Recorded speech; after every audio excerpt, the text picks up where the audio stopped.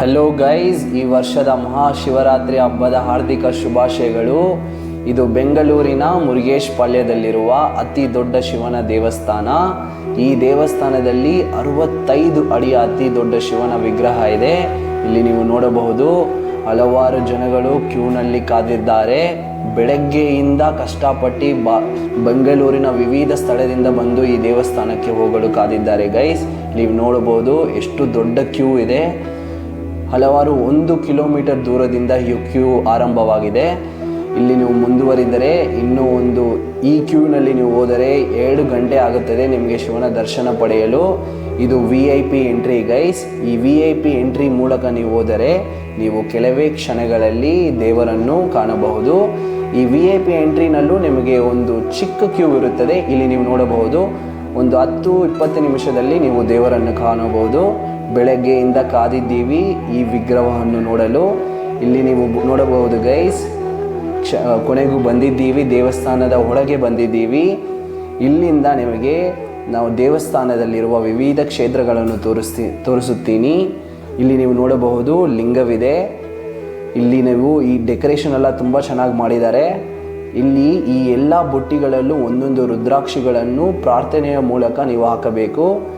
ಈ ಲಿಂಗವನ್ನು ನೀವು ಪ್ರಾರ್ಥಿಸಿಕೊಂಡು ಇಲ್ಲಿ ತೆಂಗಿನಕಾಯಿಯನ್ನು ನೀವು ಹೊಡೆದು ದೇವರಿಗೆ ಪೂಜಿಸಿ ಮುಂದುವರಿಯಬಹುದು. ನೋಡಿ ಗೈಸ್, ಶಿವನ ದರ್ಶನವನ್ನು ಮಾಡುವ ಮುನ್ನ ನಾವು ಗಣೇಶನ ದರ್ಶನವನ್ನು ಮಾಡಿ ಗಣೇಶನನ್ನು ಪ್ರಾರ್ಥಿಸಿ ಮುಂದುವರಿಯಬಹುದು. ಈ ದೇವಸ್ಥಾನದಲ್ಲಿ 2 ಗುಹೆಗಳಿವೆ ಗೈಸ್. ಮೊದಲ ಗುಹೆಯನ್ನು ನಾವು ಇವಾಗ ನೋಡೋಣ. ಈ ಮೊದಲ ಗುಹೆಯಲ್ಲಿ ನೀವು ನೋಡಬಹುದು ಶಿವನ ವಿಗ್ರಹ ಇದೆ. ಮುಂದುವರೆದರೆ ನಿಮಗೆ ಕೇದಾರ್ನಾಥ್ ಮತ್ತು ಅಮರನಾಥ್ ಸ್ವಾಮಿ ಟೆಂಪಲ್ನಲ್ಲಿರುವ ಲಿಂಗಗಳಿವೆ. ಇದು ಅಮರನಾಥ್ ಸ್ವಾಮಿಯ ಲಿಂಗ. ಈ ದೇವಸ್ಥಾನವನ್ನು ನೋಡಲು ಭಾರತದ ವಿವಿಧ ಸ್ಥಳದಲ್ಲಿ ಜನರು ಬರುತ್ತಾರೆ. ಈ ಮೊದಲ ಗುಹೆಯಿಂದ ಆಚೆ ಬಂದ ನಂತರ ನಿಮಗೆ ಲಿಂಗಕ್ಕೆ ಹಾಲಿನ ಅಭಿಷೇಕ ಮಾಡಲು ಅವಕಾಶ ಸಿಗುತ್ತದೆ. ಇದು 2ನೇ ಗುಹೆ ಗೈಸ್. ಈ 2ನೇ ಗುಹೆಯಲ್ಲಿ ನೀವು ನೋಡಬಹುದು ಮಹಾಕಾಲೇಶ್ವರ್ ಸ್ವಾಮಿ ಟೆಂಪಲ್. ಇದು ಮಧ್ಯಪ್ರದೇಶದಲ್ಲಿರುವ ಮಹಾಕಾಲೇಶ್ವರ್ ಟೆಂಪಲ್. ಮುಂದುವರೆದರೆ ನಿಮಗೆ ಕಾಶಿ ವಿಶ್ವನಾಥ್ ಟೆಂಪಲ್, ಉತ್ತರ ಪ್ರದೇಶದಲ್ಲಿರುವ ಕಾಶಿ ವಿಶ್ವನಾಥ್ ಟೆಂಪಲ್. ಇದು ಈ ದೇವಸ್ಥಾನಕ್ಕೆ ಭಾರತದ ವಿವಿಧ ಭಾಗಗಳಿಂದ ಜನರು ಬರುತ್ತಾರೆ, ನೋಡಲು ಸಾಧ್ಯವಾಗುತ್ತದೆ. ನೀವು ಮುಂದೆ ಹೋದರೆ ನಿಮಗೆ ಮಲ್ಲಿಕಾರ್ಜುನ ಸ್ವಾಮಿ ಟೆಂಪಲನ್ನು ನೀವು ನೋಡಬಹುದು. ತುಂಬಾ ಜನರು ಕ್ಯೂ ಇದೆ. ಇಲ್ಲಿ ಎಲ್ಲರೂ ನೋಡುತ್ತಿದ್ದಾರೆ ದೇವರನ್ನು. ಇದು ಆಂಧ್ರ ಪ್ರದೇಶದಲ್ಲಿರುವ ಮಲ್ಲಿಕಾರ್ಜುನ ಸ್ವಾಮಿ ಟೆಂಪಲ್. ಇದು ಆಂಧ್ರ ಪ್ರದೇಶದಲ್ಲಿರುವ ಅತಿ ದೊಡ್ಡ ದೇವಸ್ಥಾನ.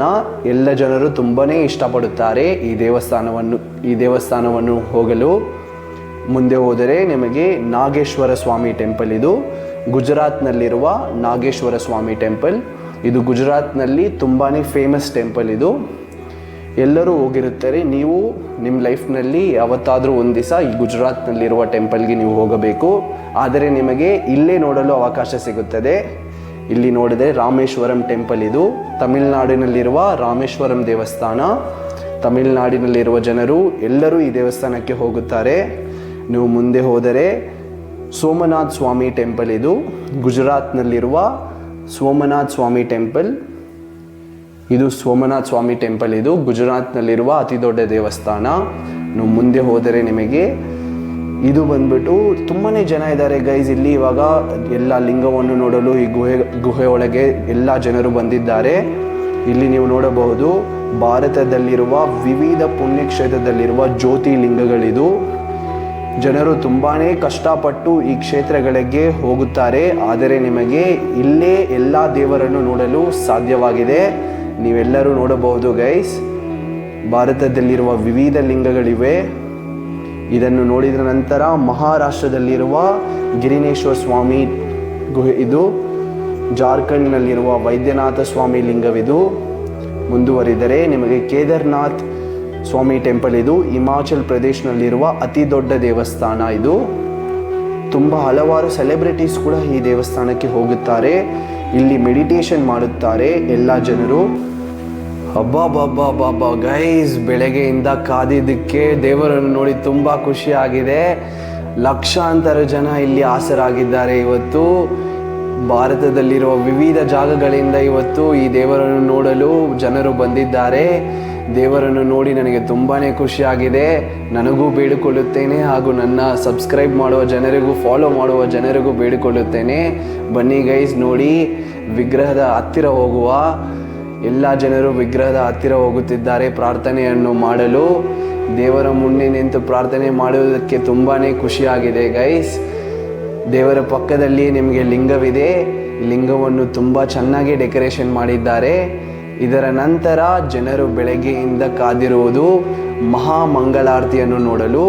ಇವಾಗ ನೀವು ಮಹಾಮಂಗಳಾರತಿಯನ್ನು ನೋಡಬಹುದು.